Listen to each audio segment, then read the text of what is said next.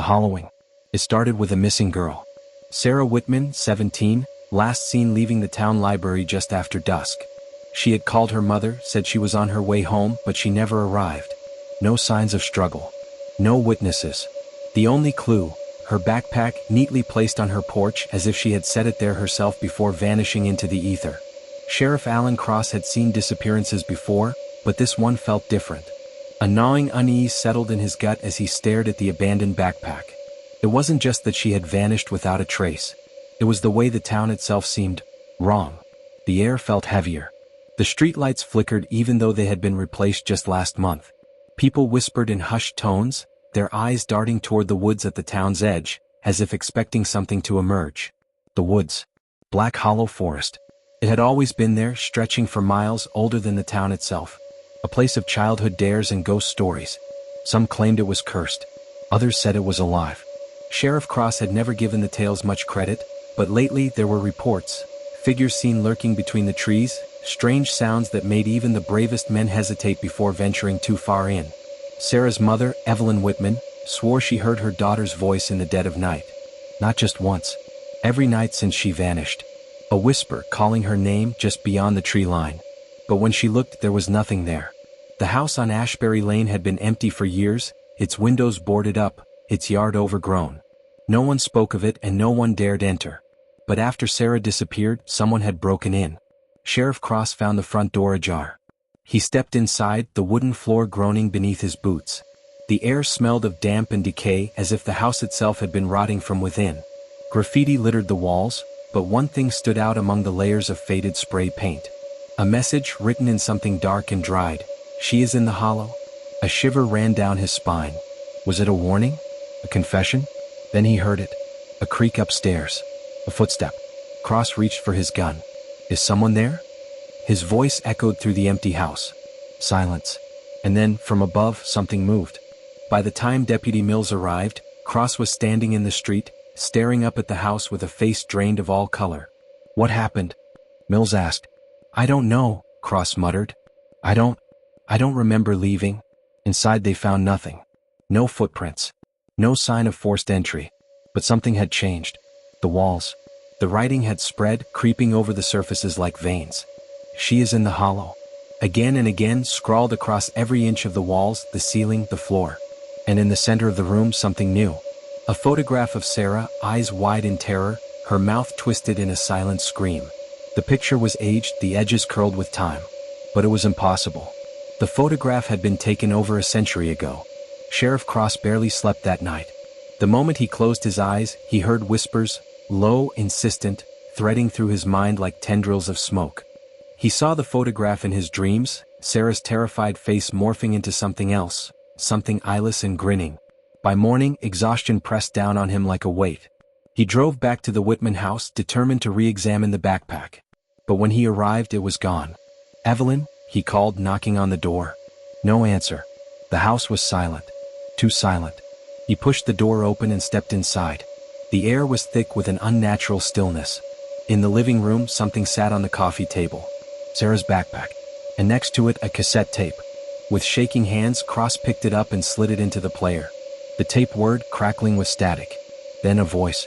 Help me. It was Sarah's voice, distorted and distant. They're watching. They're always watching. A sound rose in the background. A rustling like dry leaves shifting in the wind. And then a low, rasping breath. Cross ripped the tape from the player. His heart pounded against his ribs. From the hallway, a floorboard creaked. He wasn't alone. If you thought that was scary, wait until you hear this next story. The Hollowing. It started with a missing girl. Sarah Whitman, 17, last seen leaving the town library just after dusk. She had called her mother, said she was on her way home, but she never arrived. No signs of struggle. No witnesses. The only clue, her backpack neatly placed on her porch as if she had set it there herself before vanishing into the ether. Sheriff Alan Cross had seen disappearances before, but this one felt different. A gnawing unease settled in his gut as he stared at the abandoned backpack. It wasn't just that she had vanished without a trace. It was the way the town itself seemed wrong. The air felt heavier. The streetlights flickered even though they had been replaced just last month. People whispered in hushed tones, their eyes darting toward the woods at the town's edge, as if expecting something to emerge. The woods. Black Hollow Forest. It had always been there, stretching for miles, older than the town itself.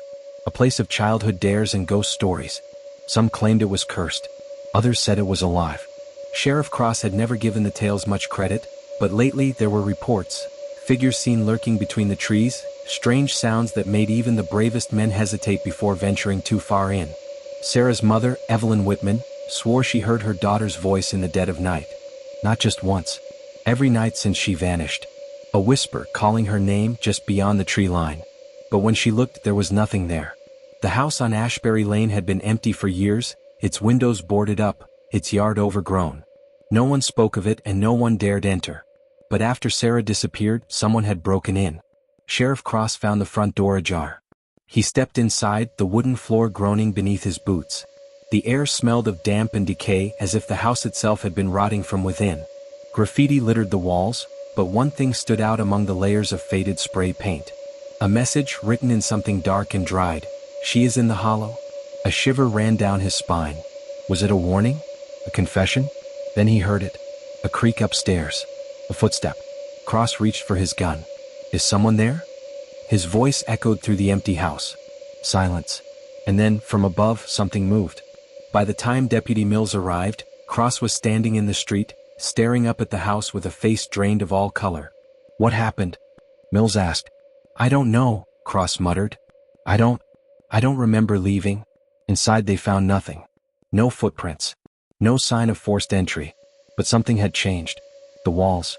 The writing had spread, creeping over the surfaces like veins. She is in the hollow. Again and again, scrawled across every inch of the walls, the ceiling, the floor. And in the center of the room, something new. A photograph of Sarah, eyes wide in terror, her mouth twisted in a silent scream. The picture was aged, the edges curled with time. But it was impossible. The photograph had been taken over a century ago. Sheriff Cross barely slept that night. The moment he closed his eyes, he heard whispers, low, insistent, threading through his mind like tendrils of smoke. He saw the photograph in his dreams, Sarah's terrified face morphing into something else, something eyeless and grinning. By morning, exhaustion pressed down on him like a weight. He drove back to the Whitman house, determined to re-examine the backpack. But when he arrived, it was gone. Evelyn, he called, knocking on the door.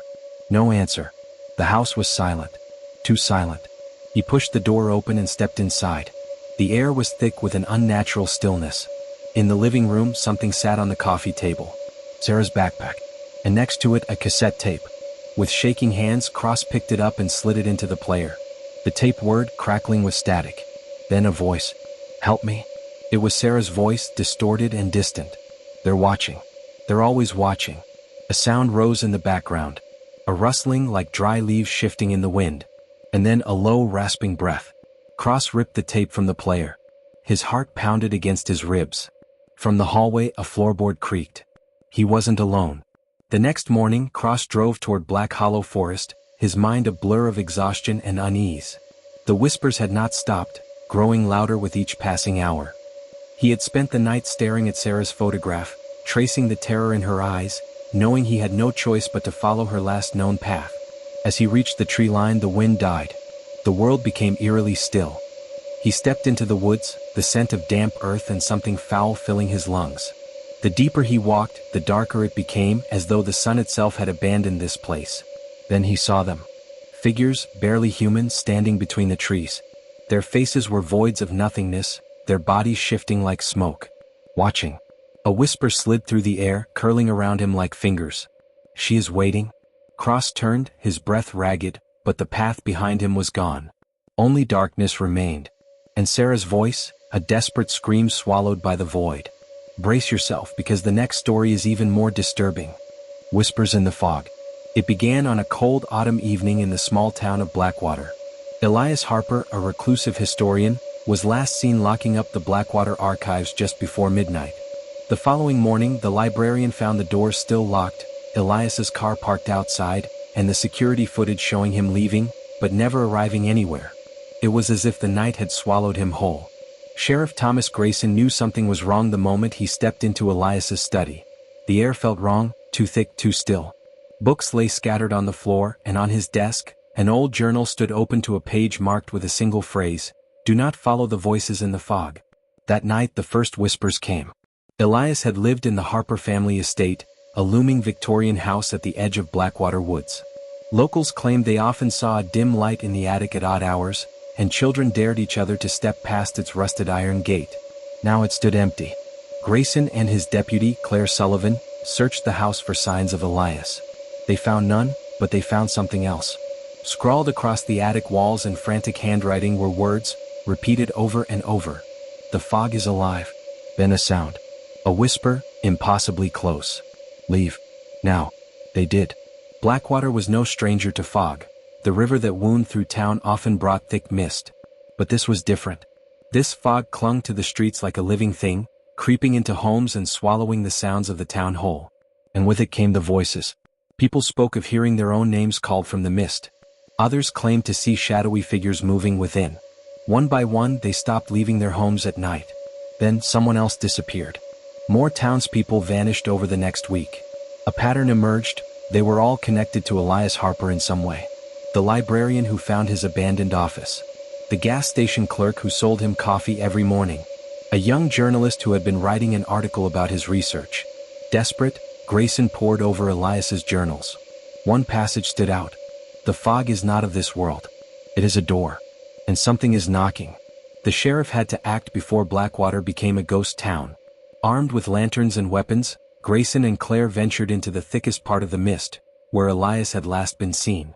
The deeper they went, the quieter the world became. Even their footsteps were muffled. Then they saw them. Figures, frozen in place, their faces twisted in silent screams. Statues? No, people encased in a thin glass-like shell. Elias was among them, his wide eyes filled with terror. His lips barely moved, but the whisper still reached Grayson's ears. "It's awake." A sound erupted from the mist, a wailing, inhuman shriek. The ground trembled, and then the fog moved. Something massive stirred within the fog. Tendrils of mist slithered toward them, twisting, grasping. The air turned frigid as a shape began to form. A grotesque, towering thing with hollow eyes and a mouth that gaped wider than any human should. Claire screamed as the thing reached for her. Grayson fired his gun, but the bullet disappeared into the fog. Desperate, he grabbed Elias, trying to pull him free, but Elias's body crumbled to dust in his hands. A whisper brushed his ear. "You cannot stop it. You can only feed it." At dawn, the fog receded. Blackwater was empty. No bodies, no signs of struggle, just abandoned houses and silent streets. Grayson and Claire were the only ones left. The town was a husk, a place that had once been. As they fled, they saw something in the rearview mirror. The fog was returning. And within it, something watched backslash. Now, for another dark and haunting tale that will send shivers down your spine. The shadow that follows. It began with a reflection. Nina Holloway was locking up the bookstore late one evening when she saw it. Her own reflection in the glass door, but slightly off. The posture was wrong, the head tilted just a bit too far, and the eyes seemed darker than they should have been. She turned quickly, expecting someone behind her, but the street was empty. Only the dim glow of a flickering street lamp accompanied her. As she walked home, she couldn't shake the feeling that something was watching, following, mimicking. The whispers started the next night. Faint at first, slipping through the cracks in the walls like a draft. They called her name, hushed but insistent, always just beyond her sight. Nina convinced herself it was the wind, until the whispers began answering her thoughts. "I know you're there," she whispered into the darkness. Pause. Then, from the mirror across the room, a voice that was almost her own. "I know you are too." She researched frantically, scouring old books and obscure forums. There were stories, legends of things that watched from reflections, entities that waited until they were noticed. They were called the Hollow Ones. They could not exist unless acknowledged. And now that she had seen hers, it would not stop. It would grow stronger, more real. The thought made her sick. Then the knock came at her door. Nina refused to look into any reflective surface, covering every mirror in her apartment. But they were everywhere, store windows, puddles, the screen of her turned-off phone. One evening, exhaustion took hold. She glanced at a spoon as she stirred her tea. Her reflection smiled back. Not a normal smile. Something wider. Hungrier. Her vision blurred and the world shifted. When she blinked, she was no longer in her apartment. She was inside the mirror. The mirror world was a twisted echo of her own. The colors were muted, and the air was thick like a dream. Shadows stretched unnaturally long, and the whispering never ceased. Then she saw it, her hollow moving jerkily toward her, its head lolling to the side, its eyes black voids. "You don't belong here," it rasped. "Neither do you," she shot back. It lunged. The battle was not physical. It was a war of will. Nina had to reclaim her identity, force the hollow back into submission. She remembered the stories. Hollow ones only had power if you let them. They could only mimic what they were given. So she did the one thing it couldn't. She closed her eyes and imagined herself free. Nina woke on the floor of her apartment, gasping for breath. The mirrors were uncovered. The whispers had stopped. For days she was cautious, but life seemed normal again. The fear began to fade. Then one evening she caught her reflection watching her again. And this time it didn't move when she did.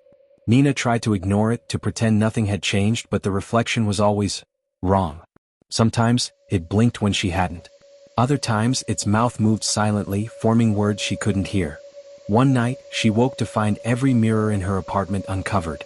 She had covered them before bed. Her reflection was closer now, its eyes deeper, endless voids of black. "Let me in," it whispered. Desperate, Nina sought help. A psychologist diagnosed her with stress-induced hallucinations, but the reflection laughed at the diagnosis.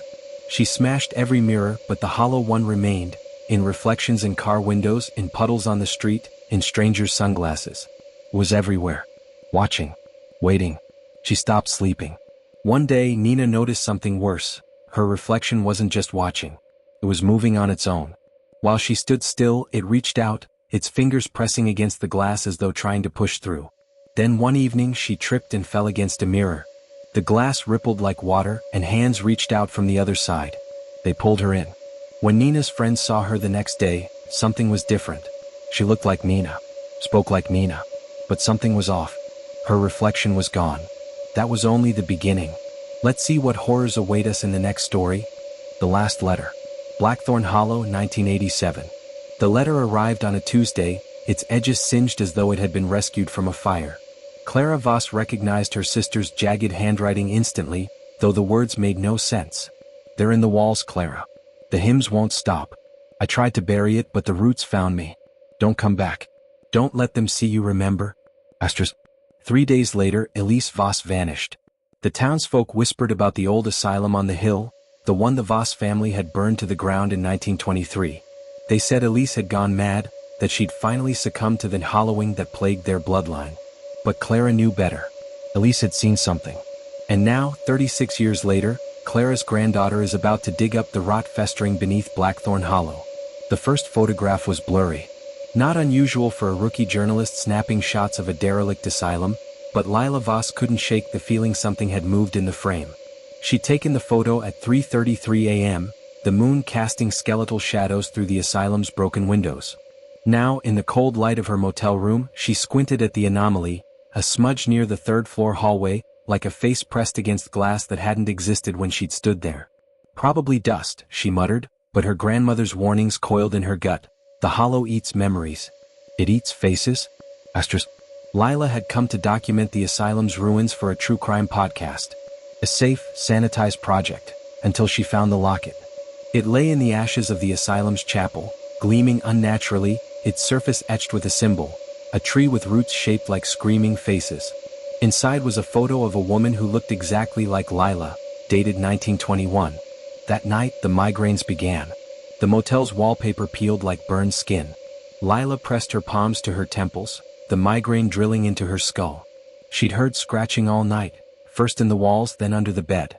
When she mustered the courage to look, she found claw marks gouged into the floorboards, and a single black feather reeking of decay. At dawn she visited the town diner. The locals fell silent when she entered. An old man gripped a pendant identical to her locket. "You've got her eyes," he rasped. "Elise's eyes." "My great-aunt?" Lila said. "She disappeared?" After she went up to the asylum, the waitress interrupted, slamming down a coffee cup. "Just like you're fixin' to do." Lila's phone buzzed. The asylum photo had updated. The smudge was now a skeletal figure, its hand reaching out of the frame. The asylum's records room was a tomb of dust and lies. Patient ledgers described treatments for hysterical fixation on the Blackthorn gate. Lila's flashlight flickered as she read aloud. Subject 34 claims the gate demands a Voss to open it. Recommend lobotomy. A cold breath grazed her neck. She spun, illuminating a mirror shattered by something inside it. Reflected in the shards was a version of herself with hollow eyes and a mouth sewn shut. Back at the motel, she dreamt of roots burrowing under her skin. She woke screaming, her arms covered in dirt she hadn't touched. Disappearance. Deputy Hayes arrived at noon, hat in hand. Found your producer's car abandoned near the woods. No signs of struggle. Except this. He held up a voice recorder.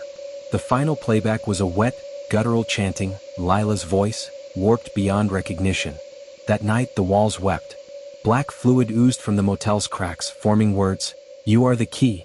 Lila fled to the asylum. In its basement she found a mural of the blackthorn tree, its branches cradling a pulsing red door. The roots at its base were not wood but fingers. The locket burned against Lila's chest.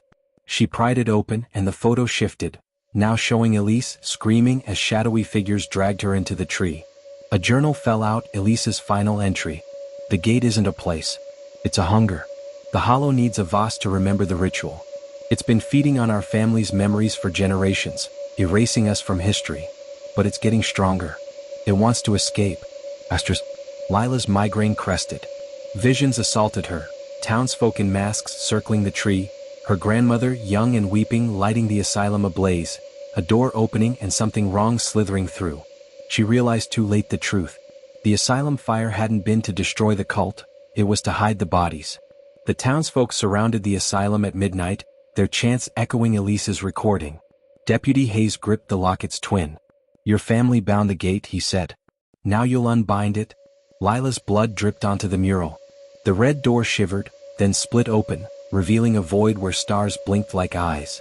The thing inside had no shape, only a sound, a wet, rending noise that unraveled her thoughts. Elise's voice screamed in her mind, "The ritual requires a vase. Let it take you and the gate closes." But Lila hesitated. The void promised answers. It promised to show her what happened to Elise, to her mother who'd drowned in a bathtub, to every vase erased by the hollow. She stepped through. The unremembered. Blackthorn Hollow's asylum collapsed at dawn. The townsfolk resumed their lives, memories scrubbed clean. Deputy Hayes found a locket in the rubble, its photo blank. 3 states away, a woman with Lila's face orders coffee at a diner. She leaves no fingerprints. Her reflection trails hers by a half second. And when she smiles, her teeth are too sharp, her pupils slit like a cat's. In her pocket is a black feather. Somewhere, a door rattles. Final note, the hollow is patient. It always finds another key. Our next story takes us deeper into the darkness. Hold on tight. The Whispering Sands of Morning Cove. The first child vanished during the Blood Moon Festival, a town tradition celebrating the harvest moon's crimson glow. 6-year-old Emily Harker was last seen chasing fireflies near the cliffs, her laughter swallowed by the fog. Search parties scoured the coast for weeks, but all they found was her ribbon snagged on a barnacle-crusted rock, and a single shard of black glass, cold as a grave. 28 years later, the glass shards still wash ashore after storms. The townsfolk call them widow's tears and hang them above doorways to ward off the drifters. Pale figures locals claim wander the mist, whispering names of the drowned.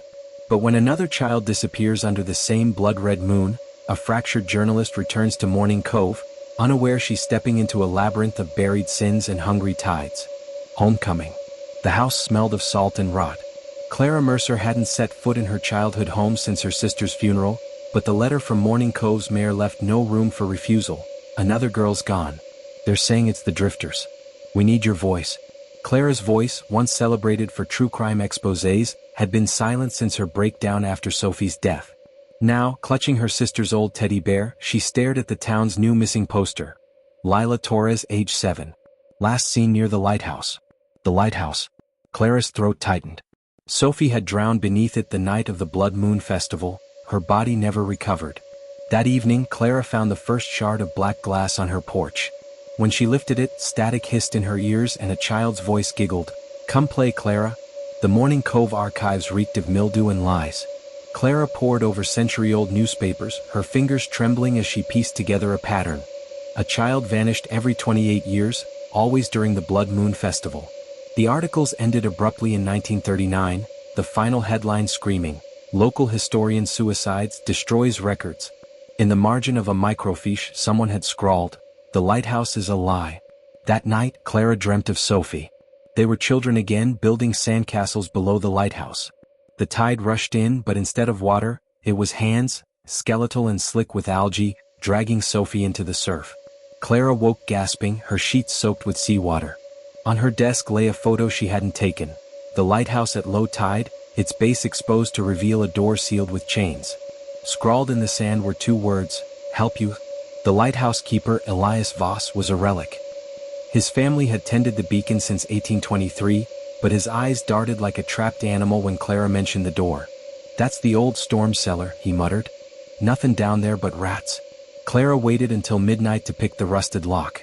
The cellar stairs plunged into darkness, the air thick with the stench of rotting fish. Her flashlight flickered, illuminating walls clawed with desperate markings. Names, dates, and the same phrase repeated, "They're in the walls." At the bottom she found a glass jar filled with black shards. Inside floated a child's tooth. A label read, "Emily Harker, 1995. Payment rendered." A cold hand gripped her shoulder. Elias hissed, "You shouldn't ha' come back, Miss Mercer. The cove don't give up, it's dead." Clara fled to the cliffs, the jar burning in her bag. The static returned, louder now, resolving into overlapping voices. "We're hungry. Feed the well." In town, the diner's jukebox crackled to life, playing a lullaby Sophie used to sing. The waitress dropped her tray. "That song's been broken for years," she whispered. Back at the house, Clara found Polaroids taped to her mirrors, snapshots of Lila Torres, alive but changed. Her eyes were black voids, her smile lined with jagged teeth. The final photo showed Lila standing in Clara's bedroom, dated tomorrow. Mayor Torres arrived at dawn, his face ashen. "Lila's back," he said. "But she ain't, right? She keeps saying, Clara promised to play." The Blood Moon Festival raged on the beach, bonfires casting long shadows. Clara watched Lila shuffle through the crowd, her steps jerky, her mouth moving out of sync with the giggles spilling out. Elias cornered Clara, desperation cracking his voice. "The well beneath the lighthouse, it's alive. My ancestors made a pact. 1 child every 28 years to keep it sleeping. But your sister, Sophie, wasn't chosen. You were. And the well's been hungry ever since." Clara's vision doubled. She saw 2 towns, one vibrant, the other drowned and rotting. The drifters weren't ghosts, they were echoes of the sacrificed, trapped in the well's grip. Lila appeared, clutching Sophie's teddy bear. "You have to finish the game," she rasped in Sophie's voice. The cellar door swung open on its own. Clara descended, the jar of shards humming in her hands. The well wasn't water, it was a pulsing, black mass embedded in the earth, its surface reflecting faces of the lost.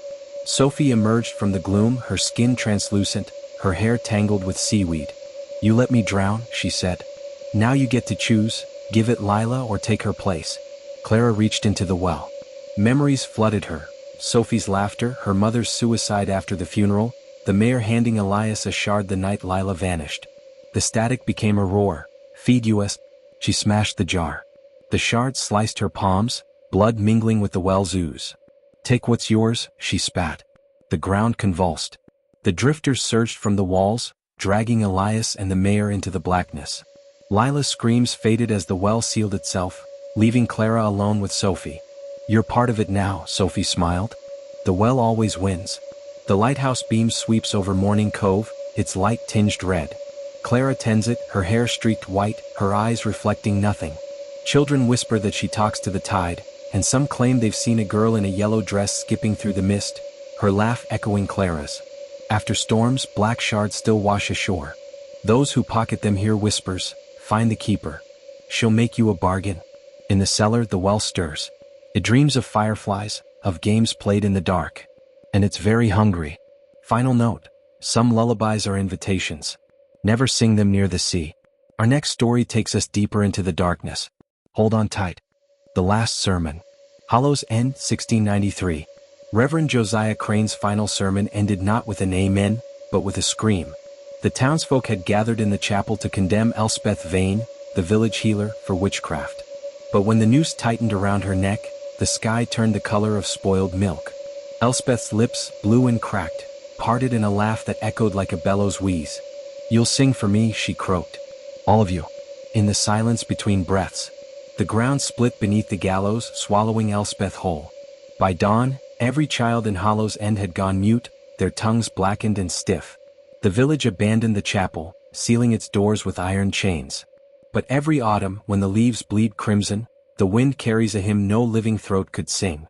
The invitation arrived in a coffin-shaped box, its interior lined with dried lavender and bone ash. "Come home, Leora," read the note, scrawled in a hand that mimicked her dead mother's. Leora Crane hadn't stepped foot in Hollow's End since her twin brother, Silas, vanished during the Bloodleaf Festival 20 years prior. But the enclosed Polaroid left her no choice. It showed Silas, aged exactly as she remembered him, standing in the chapel's ruins. The town had ossified. Weathered gargoyles leered from rooftops, and the air tasted metallic like licking a battery. Leora's childhood home was now a museum of grief, her brother's toys preserved under dust sheets, his bed still dented. That night, she dreamt of Silas pressing a finger to his lips, his mouth sewn shut with thorny vines. She woke to find her pillow speckled with black petals. The Hollow's End Historical Society occupied the old schoolhouse. Miss Hester, the curator, spoke in a whisper as if afraid to wake something. "The silence took your brother," she said, sliding a ledger toward Leora. The entries detailed a ritual called the choir's requiem, a sacrifice of 7 voices to appease the earth. The last name, Silas Crane, 2003. "Elspeth's curse demands a chorus," Hester explained. "Every 20 years the village offers a child, but your mother refused. The silence took Silas instead." A glass case displayed artifacts, a rusted scalpel, a vial of ink-black saliva, and a wax cylinder labeled Elspeth's lullaby. When Leora pressed it to her ear, a discordant hum burrowed into her skull. Blood trickled from her nose. That evening she found her car vandalized. Scratched into the hood, "Leave or join him." The woods behind the chapel were studded with cairns, each stone etched with musical notes. Leora's flashlight caught a figure darting between trees, a child with Silas's cowlick, but its face was a featureless slab of flesh. She stumbled into a clearing where the earth bulged like a boil. At its center stood a stone well, its rim stained with handprints. Inside, suspended by roots, hung a cocoon of human hair. Leora's phone buzzed. The screen showed a text from her own number, "Dig?" She unearthed a music box. Its tune was Elspeth's lullaby. When it stopped, the cocoon split open, releasing a swarm of moths with tiny human faces. The chapel's chains lay severed. Leora entered, her breath pluming in the cold. The pews were filled with mannequins, their mouths gaping holes. At the altar sat a hymnal open to page 666, the choir's requiem, a guide for the unworthy. Illustrations depicted a ritual, villagers cutting out their own tongues, offering them to a pit while children chained underground sang with their minds. The final page warned, "Should the choir fall silent, the singer will rise." A hand clamped over Leora's mouth. Miss Hester hissed, "They're using you to finish the ritual. Your bloodline's the key." A thorned vine erupted from Hester's throat, dragging her into the shadows. The Bloodleaf Festival was a funeral masquerading as a carnival. Children wore masks of their own faces, and bonfires spat embers that hovered like fireflies. Mayor Vane crowned Leora with a wreath of blackened leaves. "Your brother's waiting," he grinned, his teeth filed to points. They led her to the well. 7 children knelt around it, their mouths stitched shut. The mayor pressed a blade into Leora's hand. "Cut the threads. Let them sing." But the moment the first suture snapped, the ground quaked. The children's stitches burst, revealing not tongues but serpents. Their song wasn't sound, it was pressure, collapsing Leora's lungs. Silas emerged from the well, his skin bark, his eyes hollow knots. "You're late," he said with Elspeth's voice. The ritual required a crane. Not a sacrifice, a conduit. Leora's ancestors had imprisoned Elspeth in the earth, but the witch had festered, merging with the roots. Now she demanded a new vessel. Silas gripped Leora's wrists. "She needs a throat to sing through. Yours or mine." Leora plunged the blade into his chest. Sap oozed from the wound and the children's songs swelled. The well erupted, consuming the village in a tidal wave of rot and roots. But as Hollow's End collapsed, Leora heard it. A voice, her voice, singing Elspeth's lullaby from inside her own mind. Hollow's End is a ghost town now, its chapel swallowed by ivy. Hikers sometimes report hearing a choir in the woods, though none ever find the source. Those who linger too long return home with a cough, a persistent, musical hack that slowly steals their voice. In a city far away, a woman named Leora teaches music therapy. Her students adore her, though they flinch when she hums. They swear her shadow has too many teeth. And deep below the earth, roots pulse to the rhythm of a lullaby. Waiting. Final note. Every melody has a price. Be careful which ones you carry. Thank you for watching. If you enjoyed this video, don't forget to like, share, and subscribe to the channel. Your support helps us bring you more thrilling stories. And hit the bell icon to never miss an update.